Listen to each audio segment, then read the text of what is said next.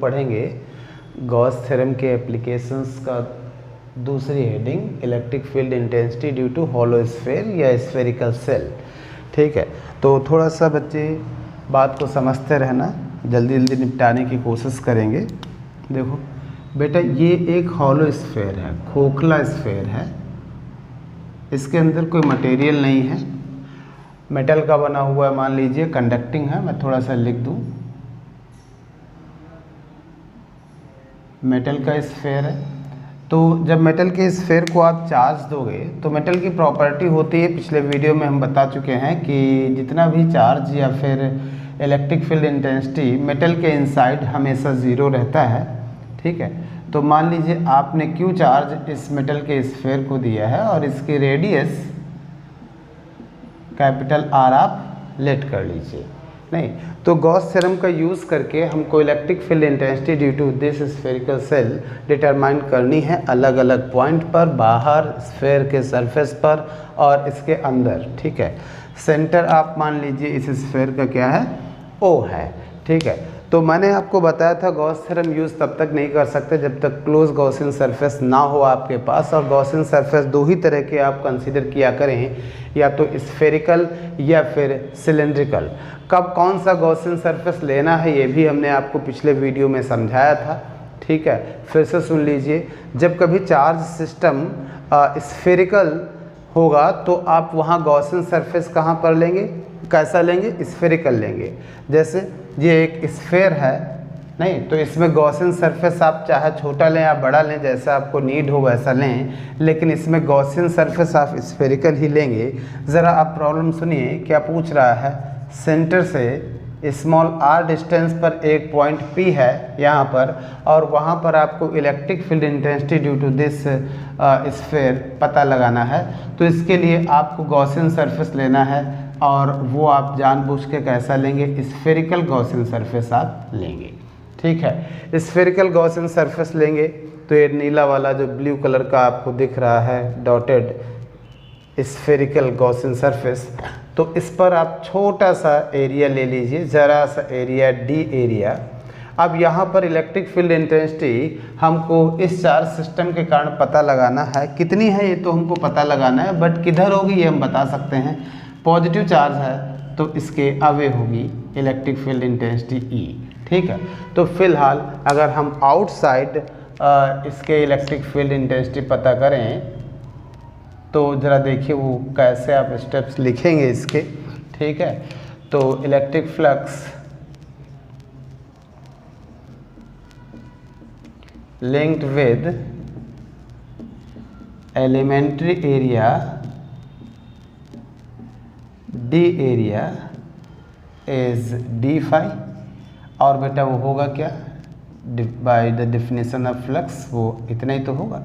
तो d phi E D A cos zero, तो यहाँ से डी फाई आ जाएगा ई डी ए। इसलिए टोटल इलेक्ट्रिक फ्लक्स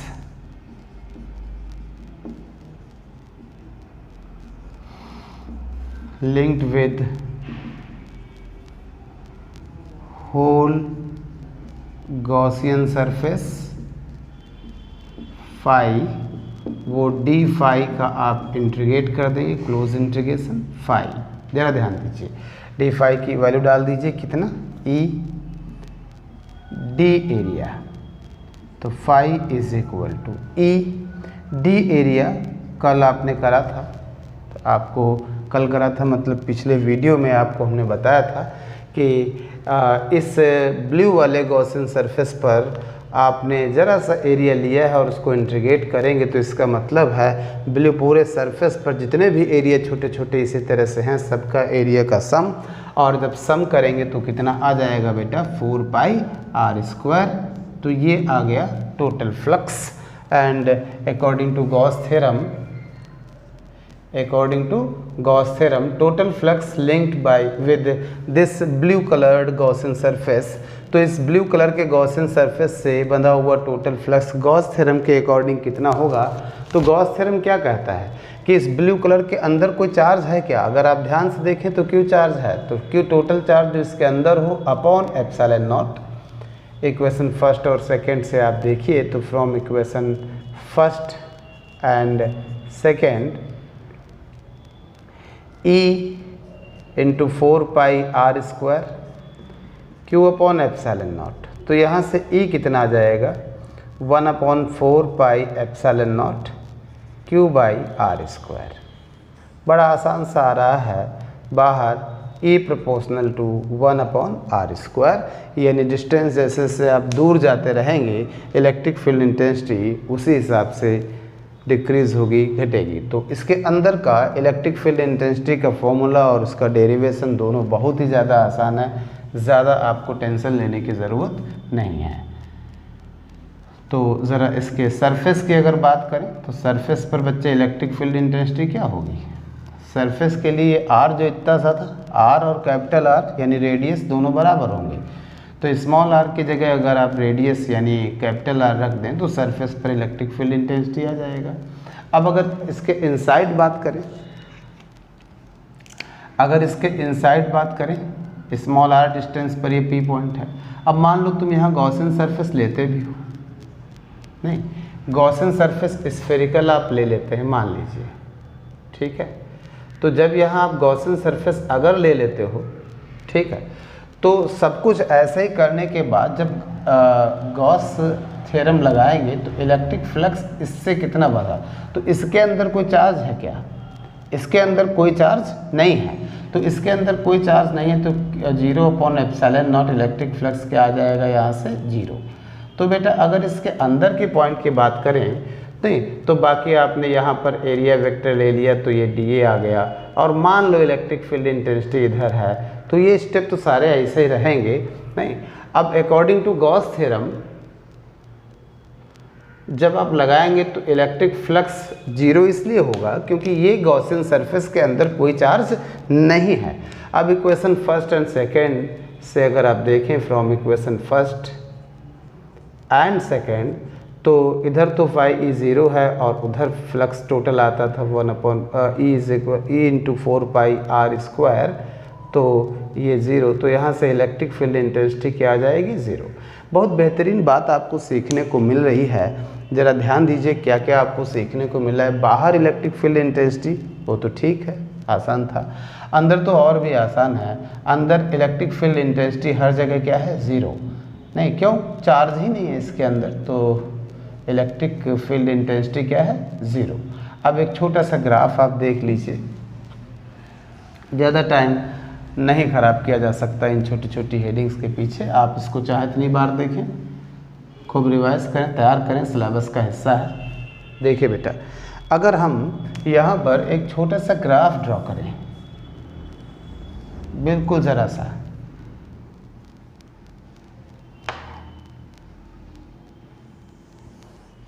देखिए ये ओरिजिन है, ये डिस्टेंस है और इधर इलेक्ट्रिक फील्ड इंटेंसिटी अगर हम नहीं तो ये सरफेस से एक परपेंडिकुलर लाइन यहाँ डाल दीजिए।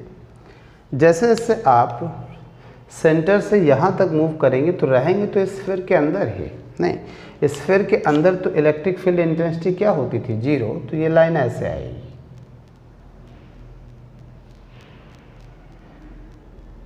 यहाँ पर जब आओगे तो इलेक्ट्रिक फील्ड इंटेंसिटी मैक्सिमम होगी, और यहाँ के लिए जो डिस्टेंस r है वो तो रेडियस के बराबर है, तो यहाँ इलेक्ट्रिक फील्ड इंटेंसिटी होगी क्या सरफेस पर,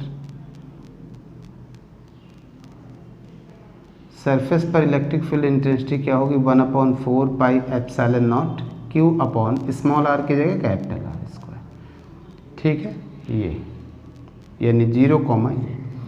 उसके बाद बच्चे इलेक्ट्रिक फील्ड इंटेंसिटी अगर इसके बाहर गए तो इलेक्ट्रिक फील्ड इंटेंसिटी क्या होगी, घटेगी। बाहर जाने से इलेक्ट्रिक फील्ड इंटेंसिटी डिक्रीज होती है। तो E प्रोपोर्शनल टू 1/r², और यहाँ E = 0, ठीक है।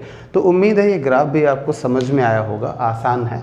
सीखने को क्या मिला, हॉलो स्फीयर हो, खोखला गोला हो, उसके चार्ज सरफेस पर डिस्ट्रीब्यूटेड है, ठीक है।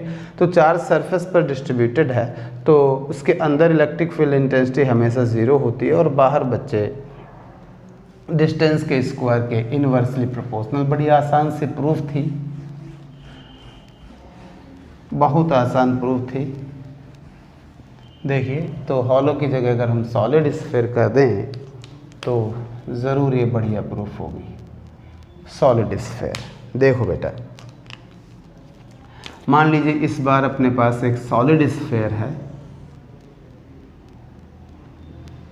ये एक अपने पास सॉलिड स्फीयर है, इसके रेडियस आप कैपिटल आर कह लीजिए, सेंटर ओ मान लीजिए, और पॉजिटिव चार्ज जैसे तरबूज में लाल हिस्सा भरा होता है उसके वॉल्यूम में, वैसे यहाँ पॉजिटिव चार्ज इसके वॉल्यूम में डिस्ट्रीब्यूटेड है, यूनिफॉर्मली डिस्ट्रीब्यूटेड है। पॉजिटिव चार्ज इसके वॉल्यूम में यूनिफॉर्मली डिस्ट्रीब्यूटेड है। थोड़ा ध्यान ले लीजिए बच्चे, अभी हम सिलेबस ख़त्म कर रहे हैं इसका, फिर न्यूमेरिकल्स कराएंगे 15-20 न्यूमेरिकल्स, और या फिर जो आपको डिफ़िकल्ट लगे आप पूछ सकते हैं। तो क्यू चार्ज जो है यहाँ पर यूनिफॉर्मली डिस्ट्रीब्यूटेड है। मैं लिख दूँ इस लाइन को, charge is uniformly distributed. Charge बेटा यूनिफॉर्मली डिस्ट्रीब्यूटेड है। अब यहाँ पर भी हमको इलेक्ट्रिक फील्ड इंटेंसिटी निकालनी है, बाहर निकालनी है, सरफेस पर निकालनी है और इसके अंदर निकालनी है। तो आउटसाइड के लिए ज़रा ध्यान दीजिए, मान लीजिए सेंटर ओ से स्मॉल आर डिस्टेंस पर कोई पॉइंट है। अब यहाँ पर हमको इलेक्ट्रिक फील्ड इंटेंसिटी हमसे पूछ रहा है, गॉस थ्योरम का यूज़ करके आप बताइए।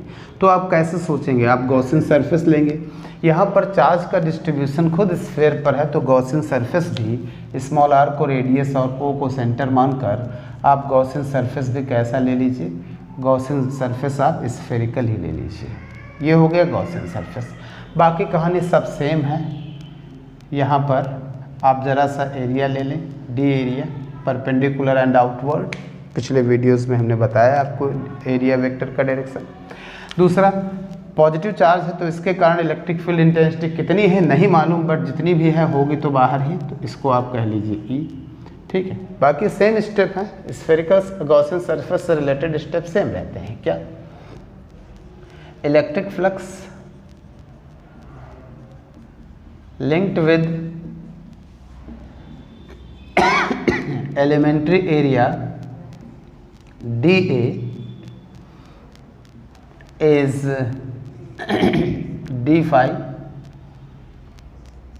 क्या होगा फ्लक्स की definition, E dot d area, तो फ्लक्स कितना, ई डी एरिया cos 0, तो d phi E d area.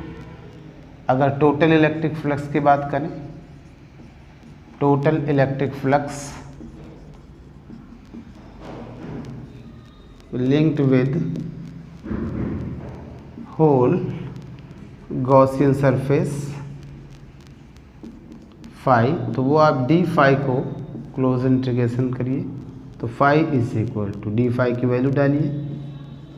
ये तो हम लोग बहुत बार कर चुके हैं, डी एरिया का इंटीग्रेशन 4 पाई आर स्क्वायर, मतलब गॉसियन सरफेस का टोटल सरफेस एरिया, तो रेडियस आर है, तो ये इस बड़े वाले रेड वाले स्फीयर का surface area 4 pi r square.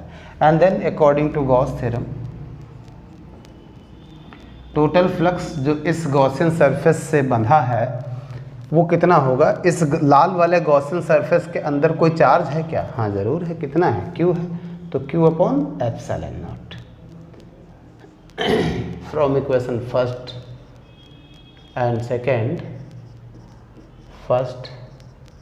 Second, तो E 4 pi r square is equal to q upon epsilon naught, तो यहाँ से E कितना आ रहा है 1/4 pi epsilon naught q by r square, point charge वाला फॉर्मूला।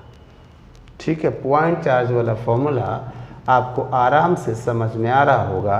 बाहर स्फीयर के बाहर आप हैं, जितना दूर जाएंगे इलेक्ट्रिक फील्ड इंटेंसिटी उसी हिसाब से डिक्रीज होगी।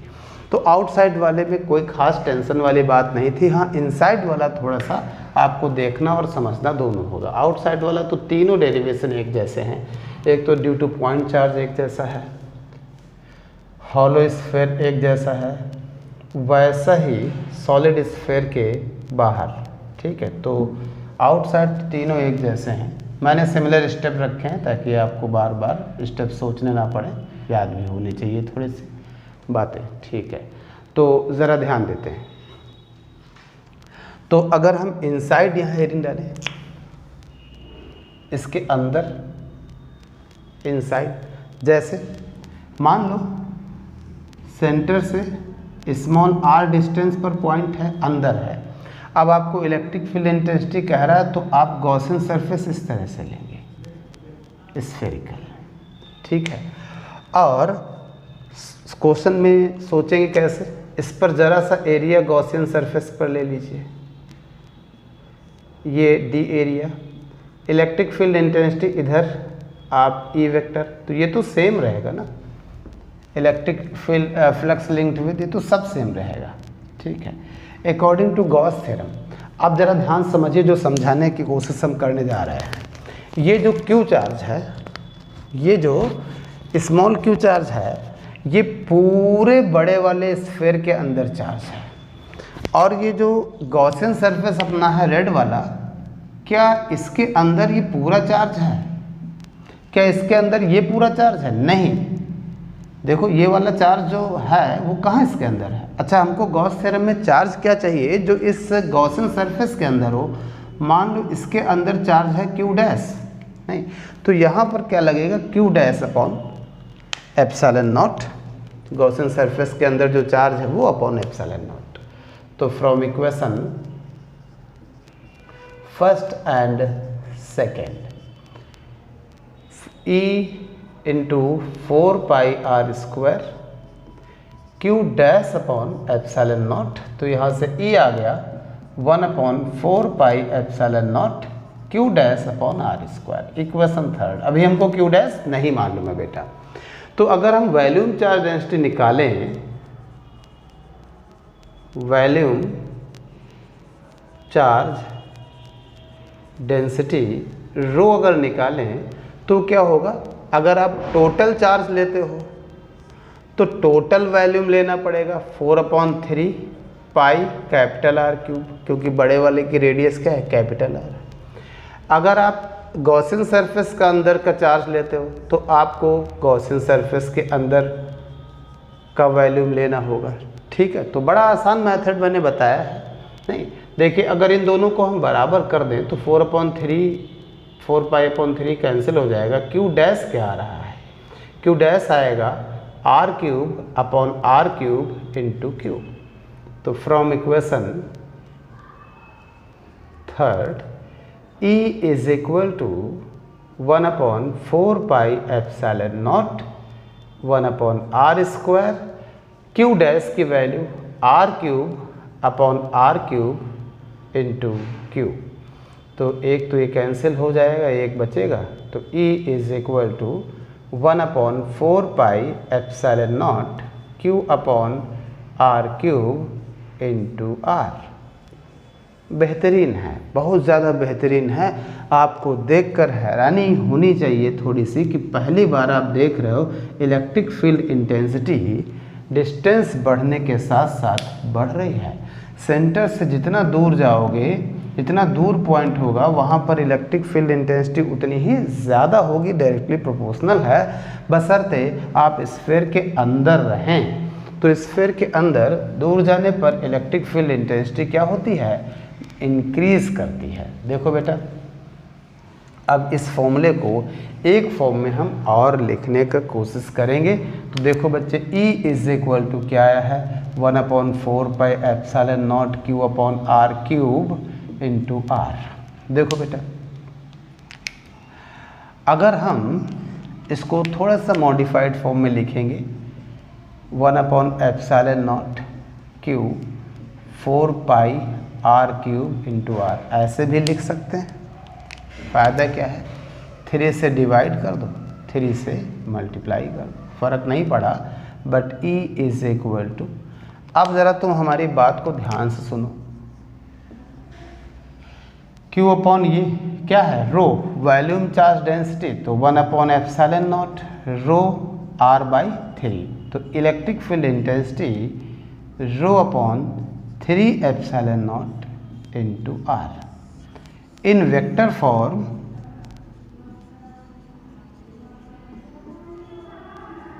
Electric field intensity rho upon 3 epsilon naught into r vector.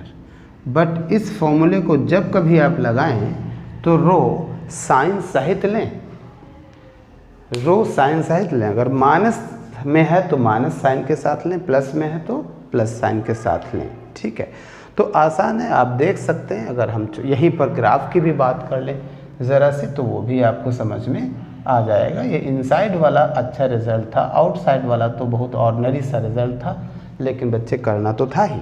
देखो तो ये वॉल्यूम में चार्ज डिस्ट्रीब्यूटेड है, यूनिफॉर्मली डिस्ट्रीब्यूटेड है। न्यूमेरिकल्स कराएंगे तब आपको नॉन यूनिफॉर्म डिस्ट्रीब्यूशन पर भी क्वेश्चन कराए जाएंगे। अब ज़रा ध्यान दीजिए, अगर हम ग्राफ की बात कर लेते हैं कि ग्राफ किस तरह से डिस्टेंस और ये R है, ये electric field intensity E, surface से एक परपेंडिकुलर आप ड्रॉ कर दीजिए, सरफेस से एक परपेंडिकुलर आप ड्रॉ कर दीजिए। देखो जैसे से आप स्फीयर के अंदर रहते हैं, आपने पढ़ा भी कि इलेक्ट्रिक फील्ड इंटेंसिटी डिस्टेंस बढ़ाने के साथ बढ़ती है और सरफेस पर मैक्सिमम हो जाती है और फिर बाहर आते हो तो घटती है। देखिए किस तरह से, यहाँ तो आपने पढ़ा है E प्रोपोर्शनल टू R और यहाँ पढ़ा है E प्रोपोर्शनल टू 1/r²। ये स्ट्रेट लाइन नहीं, कर्व है बच्चे, देखो। ठीक है, इस एंगल को अगर हम थीटा कह लें तो tan थीटा की बात करते हैं। तो चलो tan थीटा की बात अभी करते हैं कि इस लाइन का स्लोप कितना होगा। तो E is equal to rho upon 3 epsilon naught into r. E को आपने y एक्सिस के अलॉन्ग लिया है, तो जहाँ जहाँ E है उसकी जगह y कर दो, रो अपॉन 3 एप्सिलॉन नॉट। R को x एक्सिस के अलॉन्ग करा है तो R की जगह x कर दो। आप आराम से देख पा रहे होंगे y is equal to mx type की इक्वेशन है नहीं। तो इस लाइन का स्लोप क्या आ जाएगा, tan थीटा, और tan थीटा m यहाँ से अगर कंपेयर करो तो रो upon 3 epsilon not, row upon 3 epsilon not, यानी इसका स्लोप है tan theta rho upon 3 epsilon not. अगर कोई पूछे ये लाइन R एक्सेस से कितना एंगल बनाएगी तो tan inverse row upon 3 epsilon not. पूछे नहीं जाते ये सारे क्वेश्चंस, बट ये पूछे जा सकते हैं कॉम्पिटिटिव एग्जाम में, बड़े आसान होते हैं। ठीक है, तो चलिए, उम्मीद है तुमको समझ में आया होगा ये सब। रुक के प्रवचन देने का टाइम नहीं है कि हम प्रवचन दें, आप फटाफट देखिए, बात को समझिए कि अंदर इलेक्ट्रिक फील्ड इंटेंसिटी सेंटर से जितना दूर जाओगे उतनी ही बढ़ेगी, नहीं बाहर मैक्सिमम। ठीक है, और फिर जब बाहर से भी, बाहर सरफेस के बाहर आप दूर जाएंगे तो electric field intensity proportional to 1/r² यानी घटेगी। देखिए, और जो आप रो वाला फॉर्मूला यूज़ करते हैं वैसे कोई बात नहीं, लेकिन अगर आप वेक्टर फॉर्म में लिखते हो तो आप रो साइन सहित लेंगे, रो आप बेटा साइन सहित लेंगे। अब देखिए अगली हेडिंग, इसी का यूज़ करा लेते हैं पहले, फिर अगली हेडिंग पढ़ाते हैं। क्या, electric field intensity in cavity. अच्छी हेडिंग है, 2-3 बार मेंस में पूछी जा चुकी है, ज़रा ध्यान दीजिएगा। मान लीजिए बेटा एक ये है स्फीयर और एक स्फीयर ये है, इसका सेंटर O है, इसका सेंटर O' है। ठीक है, पहले वाले में ये वॉल्यूम चार्ज डेंसिटी प्लस रो है और यूनिफॉर्म है। वॉल्यूम चार्ज डेंसिटी अभी आपको समझ में आएगा, बस 15-20 सेकेंड वेट करिए, थोड़ा सा लिख लिया करो, एक बार समझ लो फिर दोबारा प्ले करके उसको लिख लिया करो रोक रोक के वीडियो। अच्छी हेडिंग है, केवल वीडियो देखने से कुछ थोड़ी होता है, देखने के बाद आप मेहनत करें थोड़ी सी, लिखो और देखो तुमको बिना देखे कितना आया। ठीक है, ये बच्चे प्लस रो। दूसरे वाले में वॉल्यूम चार्ज डेंसिटी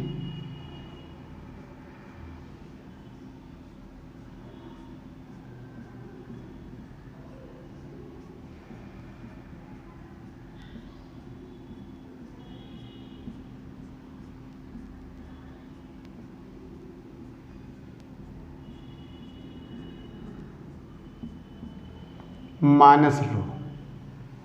ओके, अब आप सोचो इसमें वॉल्यूम चार्ज डेंसिटी प्लस रो है, उसमें वॉल्यूम चार्ज डेंसिटी इसमें माइनस रो है। नहीं, ये दोनों स्फीयर का थोड़ा हिस्सा एक दूसरे में ओवरलैप कर गया है, तो इतने हिस्से में नॉन कंडक्टिंग हैं। अगर कंडक्टिंग होते तो ये चार्ज एक दूसरे की तरफ जा जाके, कंडक्टिंग मीन्स क्या है, चार्ज क्या है, फ्री टू मूव, चलने के लिए स्वतंत्र है। तो अगर ये कंडक्टिंग होते तो ये चार्ज एक दूसरे को जा जाके मैक्सिमम न्यूट्रलाइज कर देते, लेकिन नॉन कंडक्टिंग है। फिर भी नॉन कंडक्टिंग है, जितना हिस्सा एक दूसरे के ओवरलैप कर पाया है, मिल पाया है, उतने हिस्से में नेट चार्ज देखो कितना होगा बेटा, होगा ही नहीं, ज़ीरो होगा। क्यों, प्लस रो और माइनस रो, तो नेट चार्ज कितना होगा, ज़ीरो होगा। इसी को हम कैविटी कहते हैं। क्या कहते हैं, कैविटी। इस कैविटी में क्या कोई इलेक्ट्रिक फील्ड होगी, अगर होगी तो कितनी होगी, डायरेक्शन क्या होगा, यूनिफॉर्म होगी या नॉन यूनिफॉर्म। तो मान लीजिए इस कैविटी के इस पॉइंट P पर हम इलेक्ट्रिक फील्ड इंटेंसिटी निकालना चाहते हैं। तो इस पॉइंट P पर दो चार्ज सिस्टम के कारण, इस पॉइंट P पर दो चार्ज सिस्टम के कारण इलेक्ट्रिक फील्ड इंटेंसिटी होनी है। पहला तो इस वाले स्फीयर के कारण, दूसरा इस स्फीयर के कारण। मान लो ये वाला O के रेस्पेक्ट में पॉइंट P का, इसको हम A1 लेट करे दे रहे हैं या R1 लेट कर लो, और O डैश के रेस्पेक्ट में इस पॉइंट का पोजीशन है R2। नहीं, तो electric field intensity at point P, electric field, समझ लेना बेटा, बहुत आसान है। Intensity at point P is E, और वो क्या होगा, फर्स्ट वाले के कारण प्लस सेकेंड वाले के कारण। तो E वेक्टर फर्स्ट वाले के कारण रो upon 3 epsilon not R1 vector positive. मैंने अभी कहा था वेक्टर फॉर्म में लिखें तो रो को साइन सहित लें, पॉजिटिव हो तो पॉजिटिव रो लिखें, नेगेटिव हो तो नेगेटिव रो लिखें। सेकेंड वाले के कारण तो रो upon 3 epsilon not R2 vector negative.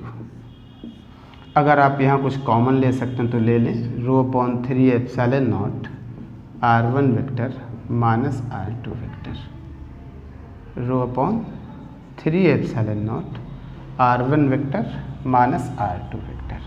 Equation number first. जरा O डैश को मिला दें और याद करिए फर्स्ट ईयर का vector analysis in triangle O dash P। अगर आपसे हम कहें O dash vector plus R2 vector या O dash vector plus R2 vector, O dash vector ऐसे ही तो होगा प्लस R2 वेक्टर। तो यहाँ से चले, यहाँ आए, फिर यहाँ से यहाँ चले, लेकिन इनिशियल फाइनल के बीच कितना, R1 वेक्टर, तो ये रहेगा तो R1 वेक्टर ही। बोलो बेटा, नहीं तो यहाँ से O डैश वेक्टर ये क्या आ रहा है, R1 माइनस R2 वेक्टर। तो R1 माइनस R2 वेक्टर की जगह अगर आप O डैश रख दें तो इक्वेशन फर्स्ट देखिए कितना लाजवाब रिजल्ट आ रहा है। E vector is equal to rho upon 3 epsilon naught O dash. क्या बात है, याद होना चाहिए आपको रिजल्ट। देखो बेटा, अब ये P पॉइंट चाहे यहाँ हो, चाहे यहाँ हो, चाहे यहाँ हो, चाहे इधर हो, चाहे इधर हो, O डैश को मिलाने वाला वेक्टर तो यूनिक है इस समय, ये तो नहीं चेंज होगा। किसी भी कैविटी के किसी भी पॉइंट पर आप इलेक्ट्रिक फील्ड निकाल लें, ओ यही डायग्राम रहेगा। इसके कैविटी के डिफरेंट पॉइंट पर इलेक्ट्रिक फील्ड इंटेंसिटी निकालें, बट ओ डैश तो यही रहेगा नहीं, यानी ये इलेक्ट्रिक फील्ड इंटेंसिटी क्या है, कांस्टेंट है, यूनिफॉर्म है। यही एक बार क्वेश्चन मेंस में पूछा जा चुका है, कैविटी में इलेक्ट्रिक फील्ड इंटेंसिटी होती है नॉन यूनिफॉर्म या यूनिफॉर्म, तो कैसे होती है, यूनिफॉर्म होती है। ऑप्शन और भी थे, गलत ऑप्शन को क्या है चाहत नहीं बना के छोड़ दो, ठीक है। तो कैविटी में इलेक्ट्रिक फील्ड इंटेंसिटी क्या होती है, यूनिफॉर्म, और उसका डायरेक्शन क्या होता है, ओ डैश के डायरेक्शन में होता है। ओ डैश का इधर है, तो इलेक्ट्रिक फील्ड इंटेंसिटी का भी डायरेक्शन ऐसे ही होगा। तो ये इलेक्ट्रिक फील्ड इंटेंसिटी बच्चे कैविटी के अंदर यूनिफॉर्म होती है, और कितनी होती है, ρ/3ε0 ओ डैश। किधर से किधर होती है, देखो पॉजिटिव वाले सेंटर से निगेटिव वाले सेंटर के पैरेलल, नहीं पॉजिटिव वाले सेंटर से नेगेटिव वाले सेंटर के पैरेलल। देखो ओ डैश और इलेक्ट्रिक फील्ड इंटेंसिटी का सेम डायरेक्शन है, यानी E vector is parallel to O dash vector, ठीक है। अब इसका यूज़ करते हैं, देखिए ओ डैश के बीच का डिस्टेंस कम होगा, इलेक्ट्रिक फील्ड इंटेंसिटी कम हो जाएगी। ये डिस्टेंस ओ डैश के बीच 0 हो जाएगा, इलेक्ट्रिक फील्ड इंटेंसिटी 0 हो जाएगी। तो थोड़ा सा आप देख लीजिए, इस पर छोटे छोटे डायग्राम बना के न्यूमेरिकल भी पूछे जा सकते हैं।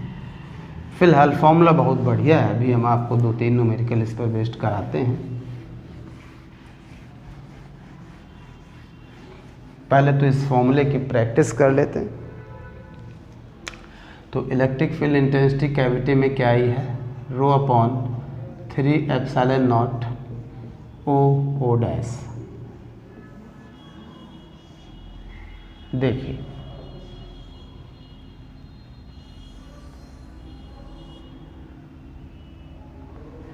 जैसे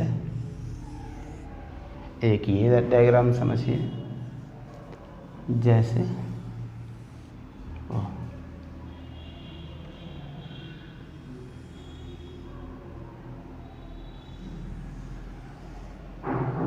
एक ये समझिए, इसका सेंटर O, इसका क्या O डैश, और रेडियस बड़े वाले की है कैपिटल R। ये दोनों का सेंटर सेम है, दोनों का सेंटर सेम है। ज़रा ध्यान दीजिए,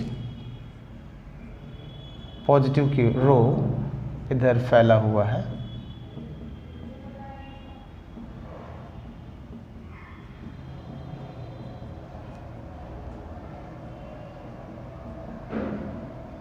रो इस कैविटी में। तो आप देखिए दोनों कॉन्सेंट्रिक है, दोनों का सेंटर सेम है। जैसे एक O यहाँ था, एक O डैश यहाँ था, तो इनके बीच का डिस्टेंस क्या था, ओ डैश। अगर ये सेंटर और करीब आ जाता तो डिस्टेंस कम होता, और करीब आ जाता और कम होता, इसी को ऊपर आ जाता डिस्टेंस क्या हो जाता, 0।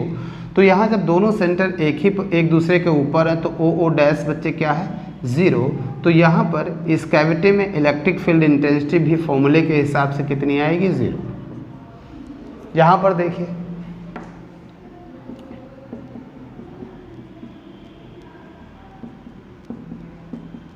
पूरा स्फेयर ही, ये दोनों केस ले रहे, पूरा स्फेयर ही पॉजिटिव वाले के अंदर आ गया है। तो माइनस रो और प्लस रो जो इसका था वो एक दूसरे को पूरी तरह से न्यूट्रलाइज कर देंगे।